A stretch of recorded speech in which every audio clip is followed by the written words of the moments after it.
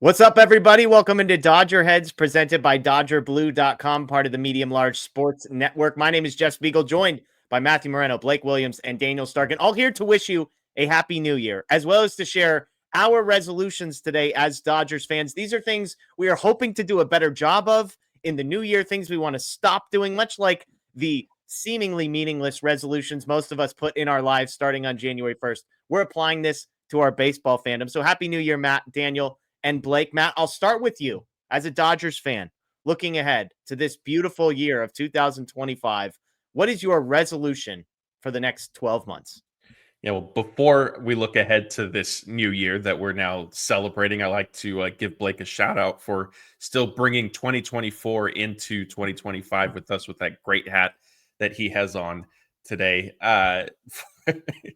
My resolution is going to be not to get overly critical of Mookie Betts when there are what I think are going to be likely growing pains at shortstop this season. I know that he has spent the winter kind of getting ready for that adjustment. It's a little bit different than the last time the Dodgers tried this, when there was, I think, like 2 weeks before opening day, and they said, hey, you and Gavin Lux need to flip.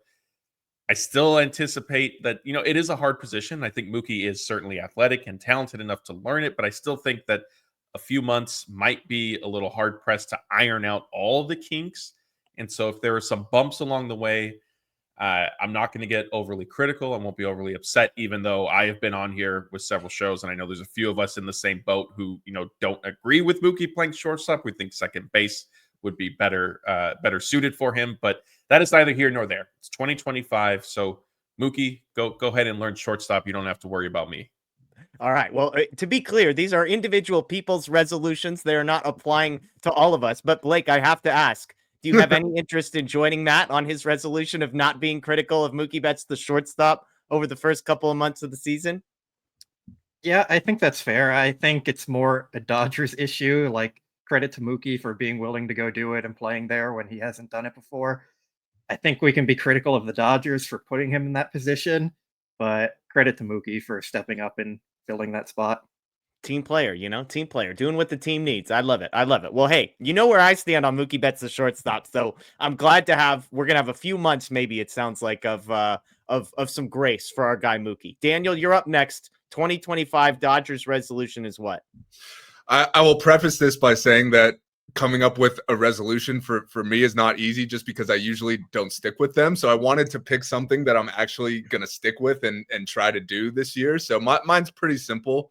And it's to go to more Dodger games. I'm usually, throughout the course of my life, I'm used to going to maybe 10 to 15 games a year. So not every game by any means, but a decent amount. And I want to say the last 2 seasons, I've maybe been to 5 total games combined.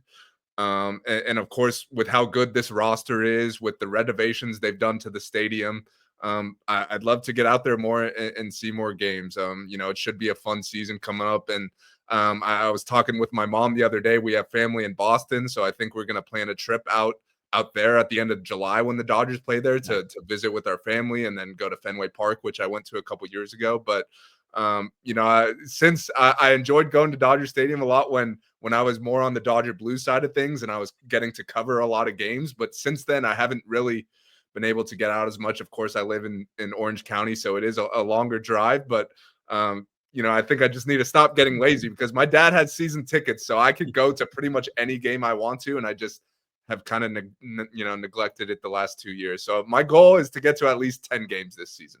I love it. I love it. Yeah, I was looking at my 2024 and I didn't get to any Dodgers games. Of course, I don't live in Los Angeles anymore.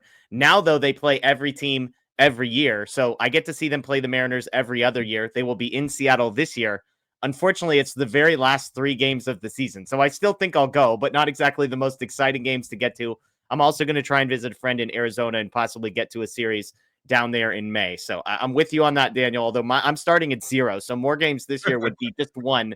And we're crossing our fingers we can get there. One man who does not have to have a resolution for more games seen in person next season is Blake, who started internationally and then covered the team all the way throughout the World Series. So lots of Dodgers games for him, which is a privilege. But this actually kind of leads into, Blake, I believe, your resolution this upcoming year. So what's your personal Dodgers resolution?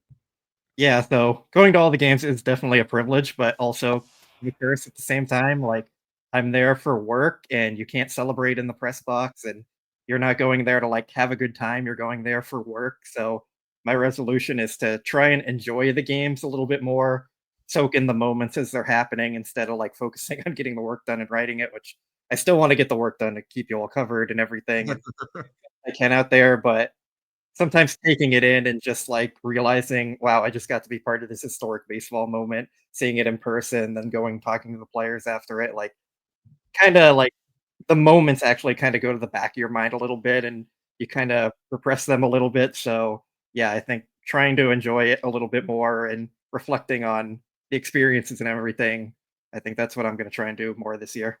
Okay, August 20th, the Dodgers are down 4-0 in the ninth inning, and they start mounting a comeback. Does this mean Blake Williams is rooting for the Dodgers to come back and knowing it means he has to scrap his entire game recap? We'll see. That's still a lot of changes there. Um, I don't think a game in August or whatever is going to change the outcome of their season. So I think I'm just going to try and appreciate the great moments more than I have at some points. Hey, baby steps, Blake. We'll Baby take it. steps. We'll We'll take take it. We'll take it. You've got a resolution. Before I get to mine, you've got one from Scott, who submitted his. Scott is under the weather, sadly. So maybe from too much celebrating over Teoscar Hernandez's re-signing, it's unclear. But what's Scott's resolution for 2025? Yeah, he said he's going to wait until June to say anything overly critical about Gavin Lux unless he's traded or Mookie gets hurt at shortstop. If either of those happen, old bets, and he spelled it like Mookie Betts, are off. Okay. All right. I love this. He's not going to ever have to be negative. Gavin Lux is going to be solid this year, so I like this. But I like that we've got a few months leash here. Matt, are you willing to be? I mean, you haven't been negative of Gavin Lux, but do we want to give him a 3-month head start before we make any critical comments about 9? That's fine for me. I mean, I think it's surprising to hear that from Scotty. I know Jeff, you and I, that was something, and Scott also this year, like we were saying, hey, like he's coming back from missing a full season of baseball, like be patient. So I think there is reason to have some of that carry into next season or this season now that it's, January 1st. But it is a little surprising that he's giving him that long of a time. But real quick, I did want to circle back to Daniels. I know that you mentioned being at Fenway Park. Daniel, I don't know, we still have plenty of time while we're recording this if you wanted to share your thoughts about Fenway again, or if we could table those for another time.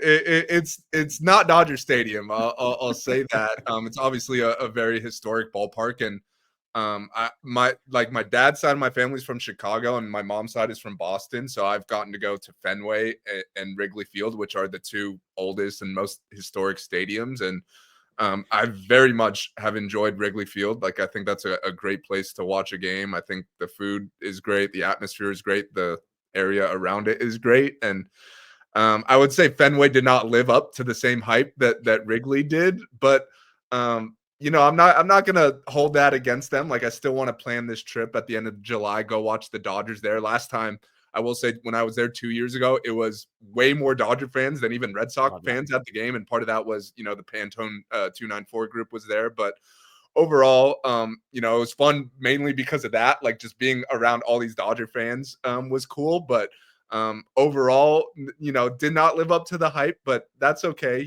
We don't need to criticize it too much. It's still one of the most historic venues in the game. But yeah, hopefully I'll be back there in July.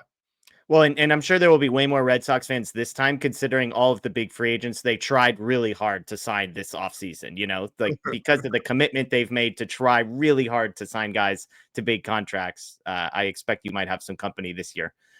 My resolution this year is I'm thinking about one guy. I'll just include 2 guys here. I think there's 2 players on the Dodgers that I just want to be fair about, and I want to hold them to realistic expectations, and I want to hold perspective's maybe the best word. I want to have perspective for both these guys, and these names might surprise you a little bit. The first is Tommy Edman. I love Tommy Edman. Huge Tommy Edman fan. Love the way he plays the game. Love the versatility. Love the defense. One thing I'm curious to see play out is as I look at Tommy Edman's career numbers offensively, he is literally, by definition, an average offensive player in Major League Baseball. His weighted runs created plus is 99. Most Dodgers fans, because of the short time that he was here and then the postseason heroics that he had, I'm wondering if there is going to be oversized expectations offensively for Tommy Edman this season. And so what I am resolving to do is to hold Tommy Edman not to an unrealistic expectation of expecting him to be like a 120 weighted runs created plus guy, but just to understand the value he brings to the team is defense, versatility, maybe more so than offense. As I joked in our group chat, he has the same weighted runs created plus for his career as Gavin Lux, who many people probably watching this right now do not consider to be an offensive asset. So something to keep in mind. The second one I'll just dovetail, and I want to do this for myself personally, and it's with Blake Snell. We know the walk numbers with Blake Snell, and I want you three to hold me accountable. If I come on the show and I complain about how many walks Blake Snell has in a game, I want you to remind me, he doesn't pitch middle. He dances around the edges. He strikes guys out, soft contact. The walks are going to be a part of it. So Matt, you and I are on this a lot once a week. I want you to hold me accountable that if Snell has a game of like 4 or 5 walks, don't allow me to be critical. Okay. Yeah, Jeff, I promise you that I will absolutely egg you on to be critical because it'll be great theater for our live streams. And so I will be sitting there poking the bear saying, yeah, like what's Blake Snell doing walking 6 guys in 5 2/3 innings? What's going on? And then I'll let you take it from there. Yeah, well, there you go. I'm gonna hold myself self-control to Daniel's point. I'm terrible with resolution, so we'll see if either of these. It's gonna be some game in May, and they're gonna lose 3-2, and he's gonna have 6 walks, and I'm gonna be on here complaining. So I'm gonna try not to do that. Matt, you had a bonus resolution that you shared. I thought it was a great resolution. You claimed it was just a joke, but do you want to share your bonus resolution? Yeah, well, it was a joke in the sense that it wasn't what I was going to use for this. I think I forgot what the wording I used. But basically, I was going to try not to eat Dodger dogs or something along those lines. Yeah, I typically don't anyway, and so that's why it was kind of joking because it's like that's an every year type thing for me. And I know a lot of people watching this who have watched our live streams and other videos have heard me express my skepticism of Dodger dogs and all their lore. So yeah, that's that might be easier than maybe staying not critical of Mookie early on. Yeah, and hey, as a group, I mean, if Daniel's going to be going to more Dodgers games, who knows? There might be a couple extra Dodger dogs that get thrown in front of him. No, your paths, no Dodger dogs, Daniel. I mean, I'll have it the first time I go probably. There you go. And then you gotta, there's a lot of good food options at Dodger Stadium, so you gotta expand your horizon a little bit, see what else is out there. I love it. And Blake's your guy, by the way, by Blake Williams on Twitter, X, whatever you want to call it. He does the people a service and does a tour of all the new foods, and so they haven't released new foods yet for next year yet, have they, Blake? No, not yet. But I do want to know how much Levy Restaurants is paying Daniel to say they have good food options at Dodger Stadium, because I would like to get in on this partnership here. Well, you only like 3 things, so I have a little a more extensive palate, so I try some of the other things that you probably wouldn't go near. Fair enough. In case anybody was wondering if our shenanigans from 2024 would carry into a new year, worry not. We are consistent if above us. Matt also off air, by the way, did say he resolves to try Taco Bell chicken nuggets in 2025 as well. And so we've got that going. We'll keep you posted on that. Right? He's got 12 months, guys. He's got 12 months to try it. Tortilla chip, crumbs, and all. But in all seriousness, we appreciate you all. We hope you have a great beginning to 2025. If you're watching this on New Year's Day, go Ducks. But let us know what your resolutions are below. Or the thing as a Dodgers fan, you're promising. I'm not going to be critical of the way Dave Roberts uses his bullpen in May, or I'm not going to be critical of Clayton Kershaw coming off of injury, or I'm not going to be fill in the blank of what yours is, and let us know in the comments below. That is Matt. That is Blake. That is Daniel. I am Jeff. As always, folks, enjoy the rest of your day. And of course, go Dodgers.